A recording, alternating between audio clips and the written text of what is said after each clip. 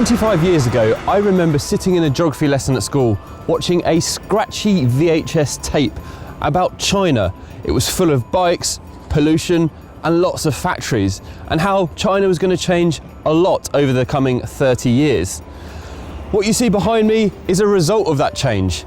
The glittering Lujiazui Financial Centre, which was more than just a handful of buildings a few years ago, and now has the second tallest building in the world, which is hidden by clouds today. But nowhere has that change been more profound than the railway network, which can get me from here in Lujiazui to here in rural Jiangsu, home of China's largest bamboo forest. And we're going to learn more about how China is saying bye-bye planes, hello bullet trains, in our fastest ever episode of Fully Charged.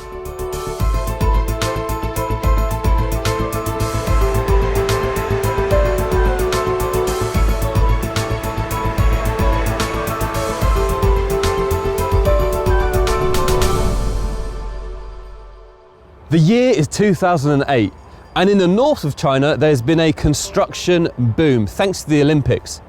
It was also the site of the first bullet train line between Beijing and Tianjin, which reduced the journey time to just 30 minutes to travel the 75 kilometers. Up until very recently, to travel between Beijing and Shanghai would take between 12 and 20 hours on the train. Even though the railway net was very extensive, the trains were quite slow, uncomfortable, and the average speed of a train in 1993 in China was 30 miles an hour. Fast forward to today, and we have over 38,000 kilometers of high-speed railway network. The pace of change has been phenomenal, and this has fundamentally shifted about how we live, work, and play in cities. Now, the railway network in the past was extensive. It went all across the country, but it was serviced by trains like this. And what's important to remember is that the last steam train was in commercial operation up until 2005, 3 years before the first bullet train. That's staggering, and that's how fast things have changed. People use these trains to go around the country to maybe visit relatives once per year, but now you can get on the bullet train, it's cheap, it's easy, and it's very, very fast. And there's this really, really famous photo of a guy who learnt to drive steam trains like this, and there's a photo standing outside the steam train on his first day of work. And then there's a photo from just a few months ago where he's standing outside a bullet train, which is what he drives now. That is how fast things have changed in China, that he's gone from steam trains to bullet trains in his working career. It's staggering. So if you think the bullet train is fast and very impressive, which it is, it's a bit of a slouch compared to this. This is the maglev, the magnetic levitation train, and this travels at a top speed of 431 kilometers per hour. This is the fastest commercial train in the world, and it's been the fastest commercial train in the world for 20 years. But this really does point to the future of what intercity travel will look like. Trains like this, as fast as this, even faster than this, which can go from one location to another in a matter of minutes. This does 30 kilometers in 7.5 minutes.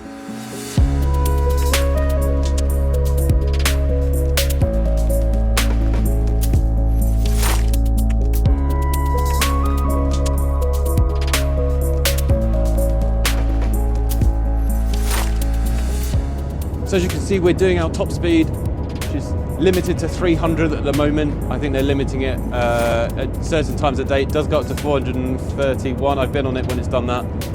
But it's amazing to think that this is the future of transportation, and it's in commercial operation here today in Shanghai. And it's held this top speed record for 20 years already.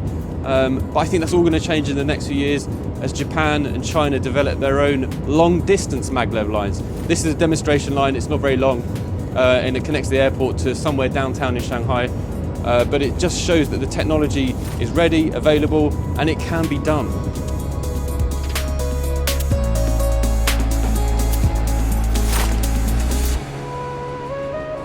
So it's important to remember that the bullet train has basically killed domestic flights under 500 kilometers. There's very, very few left in China because of the growth of places like this. This is Hongqiao railway station. It's one of the biggest stations in China. There's 30 platforms here, almost all bullet train platforms. and they serve something like 1 billion people over just Chinese New Year or Lunar New Year. In that festival, 1 billion people travel on the trains, and a lot of them on bullet trains. There's something like 9,600 trains on the overall network. Now, can you imagine if they all had to drive or take flights? It doesn't bear thinking about. So that's the long distance, medium distance travel, but the bullet train is really starting to eat into those longer journeys around China.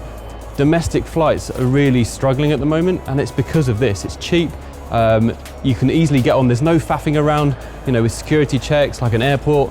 So a journey from Beijing to Shanghai, yes, it takes 4 hours where the flight only takes 2, but with the bits at the airport on either end, this is actually quicker.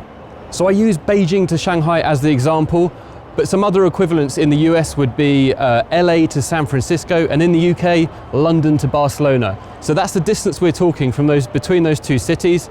So just imagine if you can replace those flights of 2.5 hours with a bullet train of just 4 hours. That's a huge amount of CO2 out of the atmosphere, and it means that it's really a good start to greening our transportation system, not just locally, but between cities and between countries. So here at the bullet train station in Hongqiao, as you can see, there's tens of bullet trains behind me. It's absolutely phenomenal. Our train is about to arrive. These trains are never delayed. I suppose it helps with the speed. Very punctual. We're going to the first carriage right at the head of the train, so that's going to be quite exciting. I'm going to show you just how good these trains are in terms of the experience.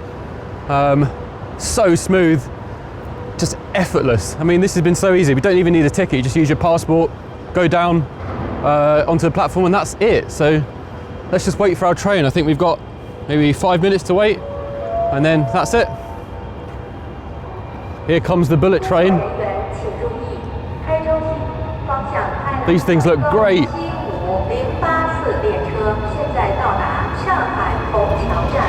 What a fantastic looking thing. Right, we need to get a wiggle on because we're at the wrong end of the train, so we need to go down to get our seats. Let's go.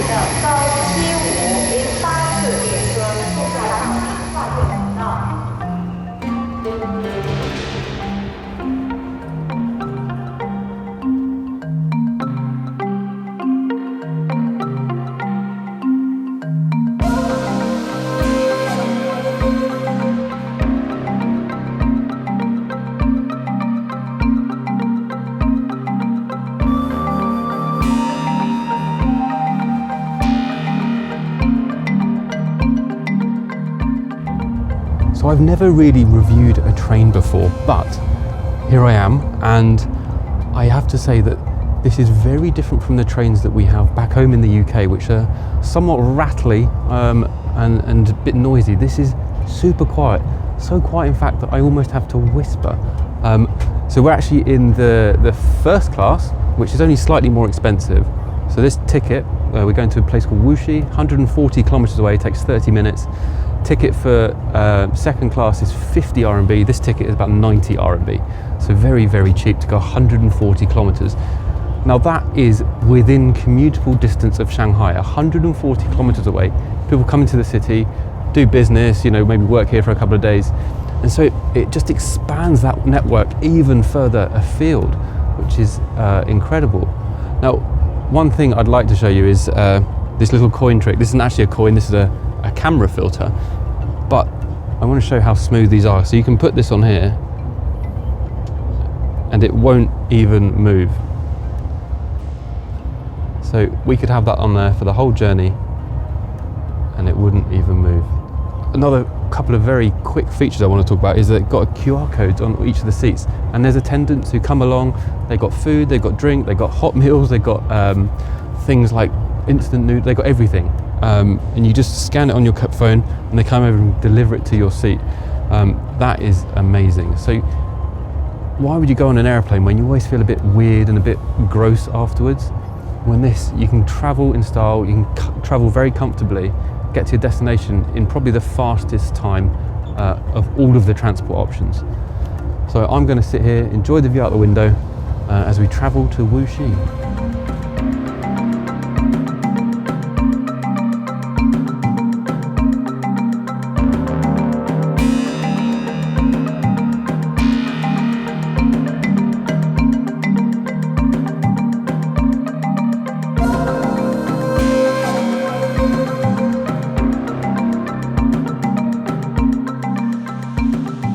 So there's one rather large size elephant in the room that we haven't spoken about, that is emissions.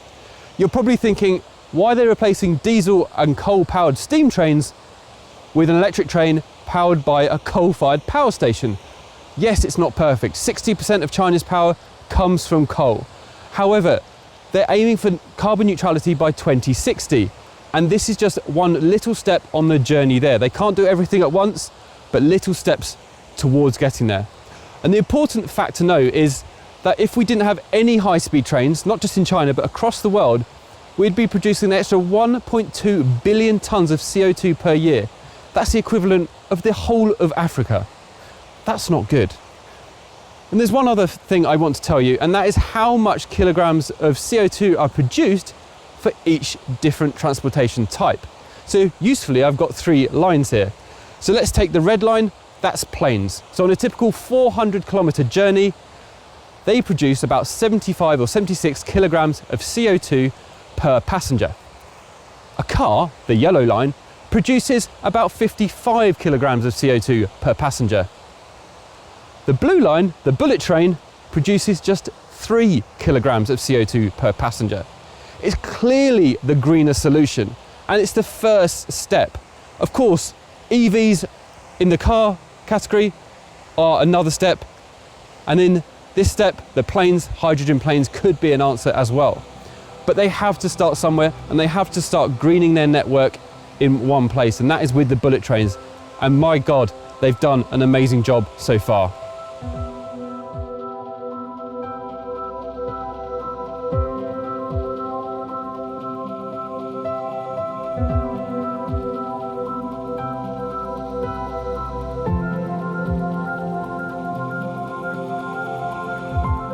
It's amazing to think that just a few hours ago, I was in the middle of Shanghai, in one of the busiest places in the city.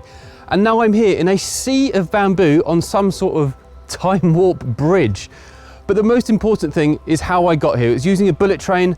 We didn't have to drive here, and we didn't have to fly here. And that's what's so great. It's opening up vast swathes of the country for people to move, live, work, and play. Of course, it's not a perfect system, but this will take little step by little step in terms of greening our transportation networks. So that's all we've got time for. I hope you've enjoyed this episode. We have plenty more coming from China very soon. We have all of our lovely links around this video, including YouTube memberships and Patreon. And if you have been, thank you for watching.